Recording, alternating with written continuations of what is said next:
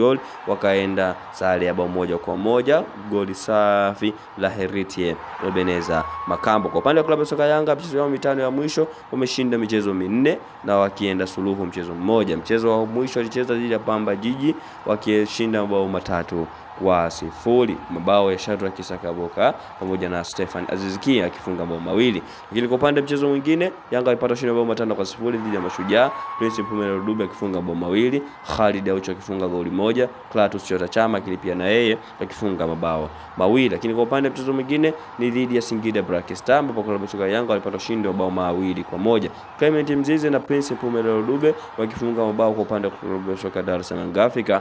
Kwa upande wa Singida Black Star, the man on fire, the man himself, Jonathan Soa akifunga bao katika dakika za nyongeza kabisa, goli safi kweli kweli. Lakini kwa upande mchezo mwingine walimweza kumpiga KM6 ama KMC mabao 6-1 mpaka akapewa jina la KM6 kutoka kwa yule msemaji wa Singida Black Star, ambapo mabao yalikuwa ni Prince Dube goli moja, Stefan Azizikia alipiga hat-trick, Max Nzengeli alikifunga mabao mawili, lakini pia huku Musa yeye Redemptus Musa akiweza kufunga bao kutoka kwa KMC ama Kinondoni, lakini alikaenda sare dhidi ya JKT Tanzania, sare tasa ya bila kufungana. Hii ndio mchezo kubwa. Lakini habari kubwa kuelekea katika mchezo huu wa siku hii leo pia ni kwamba klabu ya soka ya Tabora United, zamani kiitwa Kitayose, wao wamefunga bao 4 katika michezo yao mitano ya mwisho. Wamefunga bao 4 tu katika michezo yao mitano ya mwisho.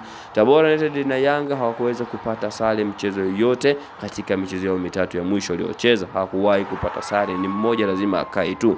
Kwa upande wa klabu ya soka Yanga, wao katika michezo yao mitano ya mwisho wamefunga bao 16. Hatari sana. Inaonyesha kwamba Yanga wana uwezo mzuri wa kutumia nafasi kwa kuweza kutengeneza mabao na kufunga pia. Lakini pia ndio timu ambayo imeshinda michezo mingi zaidi. Yes, wanakuambia hivyo katika michezo yao ya nyumbani. Yes, wanaambiwa kwa upande wa klabu ya soka ya Dar es Salaam Yanga Africa. Lakini pia moja kwa moja bila kusahau klabu ya soka Yanga wao wanaongoza ligi wakiwa na alama 58 wakiwa wamecheza michezo 22 katika wakishinda michezo 19, wakienda sare mchezo mmoja, wakipoteza michezo miwili, goal difference ikiwa ni 49.